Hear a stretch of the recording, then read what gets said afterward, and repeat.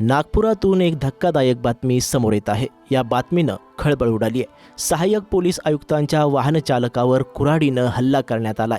Police स्टेशनच्या आवारात ही घटना घडली आहे। या घटनेत हा पोलीस कर्मचारी गंभीर जखमी झालाय। प्रफुल्ल जगदेवराव धर्माळे असं या कुऱ्हाडीनं हल्ला झालेल्या पोलीस कर्मचाऱ्याचं नाव आहे। सहाय्यक पोलीस आयुक्तांना पोलीस स्टेशनच्या आवारात सोडले, त्यानंतर गाडी साफ करत असताना अचानक धर्माळे यांच्यावर कुऱ्हाडीनं हल्ला झाला।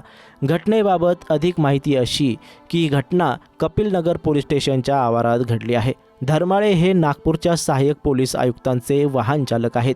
त्यांनी सहाय्यक आयुक्तांना वाहनातून कपिलनगर पोलीस स्टेशनच्या हद्दीत सोडलं, त्यानंतर ते तिथेच गाडी साफ करत होते।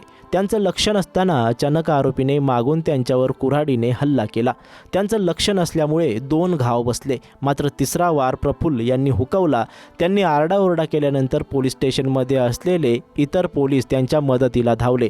आरोपीला पोलिसांनी पकडले। दिलीप चुनकरे असं या आरोपीचं नाव असून प्राथमिक चौकशीत त्याची मानसिक स्थिती बरोबर नसल्याची माहिती समोर आली आहे।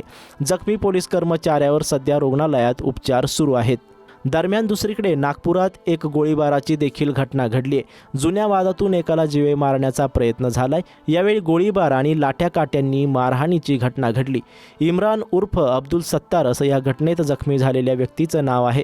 नागपूरच्या सम्राट अशोक चौकात ही घटना घडली आहे। या प्रकरणात एकाला अटक करण्यात आली असून शेख आदाब शेख गुलाब असं अटक केलेल्या व्यक्तीचं नाव आहे। या घटनेमुळे शहरात दहशतीचं वातावरण पसरलंय।